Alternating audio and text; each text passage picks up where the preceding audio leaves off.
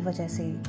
कमरे के दरवाजे पर खड़ी बार बार घड़ी को देखती मौली बड़बड़ाई कि तभी कमरे से बाहर की ओर भागते हुए तारा आई। सॉरी यार, तुझे तो पता है कि मैं कितनी आलसी हूँ, इसीलिए तो कहती हूँ कोचिंग टाइम से 2 घंटे पहले जगाया कर मुझे। अब देख, हो गए ना लेट, पर तू मेरी सुनती ही कहाँ है। उसकी बात सुन मौली हैरान सी बोली, मेरी वजह से लेट हो गए हैं या तेरी वजह से? और तू 2 घंटे की बात कर रही है? मैं 3 घंटे से जगा रही हूँ तुझे। हमारा कोचिंग टाइम 10 बजे का है और मैं 7 बजे से तुझे जगा रही थी, पर मैडम जी जागती ही कहाँ है, कुंभकर्ण की बहन जो है। तारा, अच्छा चल, रास्ते में सुना लेना जितना सुनाना है, लेट हो रहे हैं ना। दोनों पीजी से बाहर निकल सड़क पर आ गईं। उनके कदम तेजी से कोचिंग सेंटर के लिए बस पकड़ने को बस स्टैंड की ओर बढ़ चले। मौली, रोज का नाटक हो गया है तेरा ये।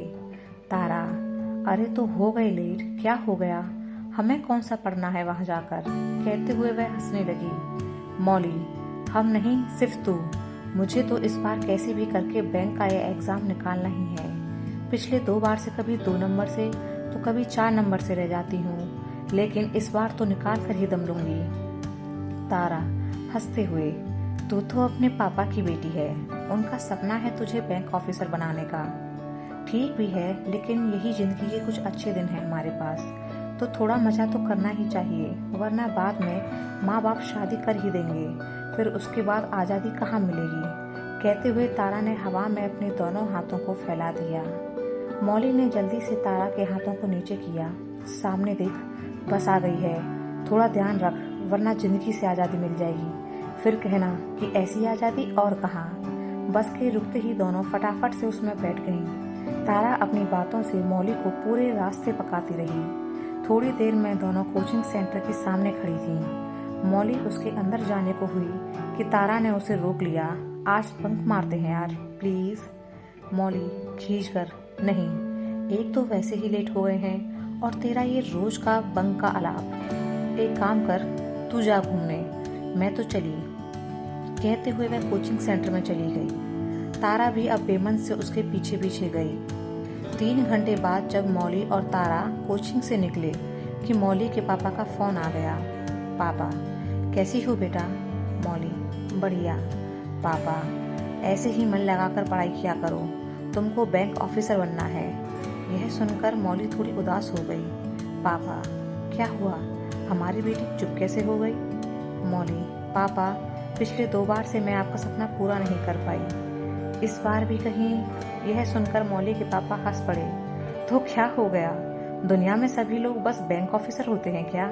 हाँ, यह मेरा सपना जरूर है कि तुम बैंक ऑफिसर बनो, लेकिन यह तुम्हारे जीवन का कोई आखिरी लक्ष्य नहीं है। मैं जानता हूँ कि मेरी बेटी मेहनत करती है, तो बस वही करो, लेकिन याद रखना, तुम चाहे बैंक ऑफिसर बनो या ना बनो, पर मेरी बेटी हमेशा रहोगी। हमेशा स्वाभिमान और खुददारी से जीना। कभी कोई ऐसा काम नहीं करना कि तुम खुद से ही नजरें ना मिला पाओ। जो भी करो, जैसा भी करो, गर्व से करो। मौली मुस्कुराकर, जी पापा, मैं हमेशा यह बात याद रखूंगी। पापा, चलो अब मुझे भी काम से जाना है, कहकर उन्होंने फोन रख दिया। तारा, वाह यार, तेरे पापा ने अपने सपने से तुझे आजाद कर दिया, तू फालतू की टेंशन लेती है। अब तो चल, थोड़ा घूम कर आते हैं आसपास। मौली हंसते हुए, मेरे पापा ने आजाद किया है, पर तेरे पापा ने तुझे आजाद नहीं किया, तुझे कोई फर्क नहीं पड़ता। तारा लापरवाही से, अरे तो ऑफिसर बनके क्या कर लूंगी, वैसे यह सब मैं अपने पापा के लिए ही कर रही हूँ कि अच्छे से पढ़ नहीं रही। मौली हैरानी से, वह कैसे? तारा, देख, अगले 1 साल में पापा मेरी शादी कर ही देंगे, है ना? मौली, हाँ तो? तारा, तो अगर मैं बैंक ऑफिसर बन भी गई तो क्या फ़ायदा? अभी 2 महीने में प्री होगा, फिर उसके बाद उसका रिजल्ट आएगा, फिर मेन होगा, फिर उसका रिजल्ट, फिर इंटरव्यू, और उसके बाद सिलेक्शन, फिर ट्रेनिंग, और तब जाके कहीं ज्वाइनिंग होगी। इस चक्कर में ही पूरा साल भर से ऊपर लग जाएगा, लेकिन तब तक तो मेरी शादी हो जाएगी, फिर मेरी सैलरी आ जाएगी मेरे ससुराल और पति के पास, तो मेरे पापा का फायदा थोड़े हुआ। मेरे पापा को क्या मिलेगा? कुछ नहीं ना, उल्टा शादी में दहेज और देना पड़ेगा। तो फिर मैं क्यों मदद करूं नौकरी कर अपने ससुराल वालों की, जिन्हें मैं जानती भी नहीं कि कौन होंगे वो। बिल्कुल नहीं, मैं उनके लिए इतनी मेहनत क्यों करूं। मौली, तेरा कुछ नहीं हो सकता। तू एक काम कर, पापा से कह दे कि तेरे बस का नहीं है ये सब। तारा, पागल है क्या? अगर मैंने ऐसा कह दिया तो 1 साल में नहीं 1 महीने में ही मेरी शादी करवा देंगे यार। इसी के बहाने तो कुछ वक्त के लिए आज़ादी मिल रही है खुल के जीने की। मौली यह सुनकर हंसने लगी। तू सच में चापली ही है। तारा, धीरे बोल, कोई सुन लेगा, फिर सबको पता पड़ जाएगा कि मेरे पापा मुझे चापली कहकर बुलाते हैं। मौली, यह बात तो सबको वैसे भी पता पड़ जानी है तेरी बातें सुन के। तारा, मुंह फुलाते हुए, जा, मैं बात नहीं करती तुझसे। मौली, हाँ, जैसे मैं तो जानती नहीं कि मेरी चापली खाना खाए बिना रह सकती है, पर बातें बनाए बिना नहीं। अच्छा चल, तुझे आइसक्रीम खिलाती हूँ। तारा खुशी से उछलते हुए, फिर मैं तुझे माफ करती हूँ। दोनों आइसक्रीम खाकर अपने पीजी में आ गई। तारा, चल बाकी लोगों से मिलते हैं। भावना, मीरा यही है ना आज? मौली, तू चल, मैं भी आती हूँ। तारा उनके कमरे में चली गई। मौली जैसे ही कमरे से निकली कि उसका फोन बज उठा। यह किसका नंबर है? वह सोच में पड़ गई। पता नहीं किसका होगा, उठाऊं या नहीं। वह अभी इसी कश्मकश में थी कि फोन बजना बंद हो गया। लगता है कोई गलती से लग गया होगा, और अगर कोई जान पहचान का हुआ तो दोबारा कर देगा। मौली अपने दोस्तों से मिलने उनके कमरे में चली गई। शाम होते होते वह उस फोन के बारे में भूल ही गई थी। मौली अब पढ़ाई कर रही थी और उसके पास ही तारा अपने बिस्तर पर लेटी दोस्तों से चैटिंग कर रही थी कि तभी मौली का फ़ोन बज उठा। उसका फ़ोन तारा के बगल में ही पड़ा हुआ था। तारा ने फ़ोन उठाया तो देखा कि कोई अनजान नंबर है। पता नहीं यार, कोई नंबर है, कहते हुए उसने हाथ उठा मौली की तरफ फ़ोन बढ़ा दिया। देख तो किसका नंबर है। मौली ने देखा कि यह तो वही दोपहर वाला नंबर है। उसने फ़ोन उठाया। हेलो। दूसरी तरफ से कोई आवाज़ नहीं आई। मौली ने एक बार फिर कहा, हेलो, कौन बोल रहा है? लेकिन दूसरी तरफ एकदम सन्नाटा पसरा था। मौली ने गुस्से में फ़ोन काट दिया। तारा, क्या हुआ, किसका नंबर था? मौली, पता नहीं यार, यह दोपहर को भी आया था, पर तब उठाया नहीं था। अब उठाया है तो दूसरी तरफ से कोई बोल ही नहीं रहा। कहते हुए उसने वापस तारा की तरफ अपना फ़ोन बढ़ा दिया। ले, रख ले। तारा, यार मैं चैटिंग कर रही हूँ, डिस्टर्ब मत कर, वहीं रख ले अपने पास। मौली, अच्छा बता, कहाँ जगह दिख रही है तुझे इस टेबल पर? किताबों से तो भरा पड़ा है, वहीं रख लेना। तारा, ला, इधर ही रख दो। कहते हुए उसने फ़ोन अपने बगल में रख लिया। अब थोड़ी देर बाद फिर से फ़ोन बज उठा। मौली ने पलट कर तारा की ओर देखा तो वह गुस्से से उसे ही देख रही थी। मौली, सॉरी कहकर मुस्कुरा दी।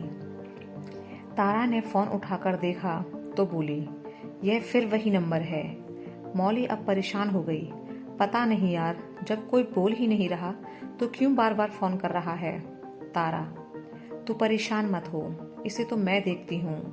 कहते हुए उसने फ़ोन उठाया। हेलो। दूसरी तरफ से कोई आवाज़ नहीं आई। तारा जोर से चिल्लाई, हेलो। दूसरी तरफ से जवाब में फिर वही खामोशी मिली। तारा गुस्से में बोली, अरे भैया, जब बात करनी ही नहीं है तो क्यों बार बार फ़ोन करके अपना और हमारा टाइम खराब कर रहे हो? बात करने में शर्म आ रही है या मुंह में जुबान ही नहीं है? हेलो बोलेगा कोई या फ़ोन काट दूं? पर कोई नहीं बोला। तारा, अगर तूने अगली बार फ़ोन किया ना तो तेरा मुंह तोड़ दूंगी इसी फ़ोन में से निकल कर। रख फ़ोन, गधे कहीं के। दोबारा फ़ोन किया तो सीधा पुलिस को नंबर दे दूंगी। कहते हुए उसने फ़ोन काट दिया। तारा की बात सुन मौली हंसने लगी। तूने तो कमाल कर दिया। तारा, अरे यार, लातों के भूत बातों से नहीं मानते। कब से दिमाग खराब कर रहा है? बोलना है तो बोल। अगर अगली बार फ़ोन आए तो बताना मुझे, ऐसी सुनाऊंगी कि फ़ोन करना ही भूल जाएगा। मौली, वैसे मुझे लगता नहीं है कि इसके बाद वह दोबारा फ़ोन करेगा, और अगर करेगा भी तो तू तो है ही। तारा हंसते हुए, शुक्रिया शुक्रिया, लेकिन कभी कोई ऐसा फ़ोन आए तो सुना दिया कर ढंग से। जितना डरेगी लोग उतना ही डराएंगे। उसके बाद सच में वह फ़ोन दोबारा नहीं आया। अगले दिन मौली और तारा का दिन यूं ही मस्ती करते हुए गुजर गया। रात के 12 बज रहे थे। मौली और तारा अपने बिस्तर पर चैन की नींद सो रही थी कि मौली का फ़ोन बज उठा। मौली ने अब खुली आंखों से अपने पास रखे टेबल पर से उसे उठाया तो नंबर देख चौंक गई। यह तो वही अनजान नंबर है।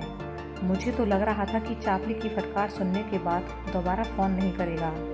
लगता है कोई बेशर्म है। वह अपने बिस्तर से उठी और पास में सो रही तारा को जगाया, लेकिन तारा तो घोड़े बेचकर सो रही थी। मौली ने फ़ोन उठाया नहीं, वह बस उसे देखती रही। फ़ोन बजना बंद हो गया तो मौली ने राहत की सांस ली। फिर वह वापस अपने बिस्तर की ओर बढ़ी कि फ़ोन एक बार फिर बज उठा। मौली ने सोचा कि फ़ोन बंद कर दे, लेकिन यह कोई हल तो नहीं है, क्योंकि वह कब तक फ़ोन को बंद रखती। फिर उसे तारा की बात याद आई कि सुनाया कर ऐसे लोगों को। मौली ने फ़ोन उठाया और गुस्से में बोली, हेलो, कौन है जो आधी रात को फ़ोन करके बार बार तंग कर रहा है? कहीं से नंबर मिल गया तो क्या तुम हर वक्त फ़ोन मिलाते रहोगे? अगर बात करने का इतना ही शौक है तो अपनी माँ बहनों को फ़ोन करो, लेकिन दोबारा फ़ोन किया ना यहाँ तो तुम्हें ढंग का सबक सिखाऊंगी। मौली ने एक सांस में यह सब बोल दिया। लगता है तारा का असर उस पर भी हो रहा है। मौली यह सोच ही रही थी कि उसके कानों में आवाज़ गूंजी, बोल दिया या कुछ और भी बाकी है।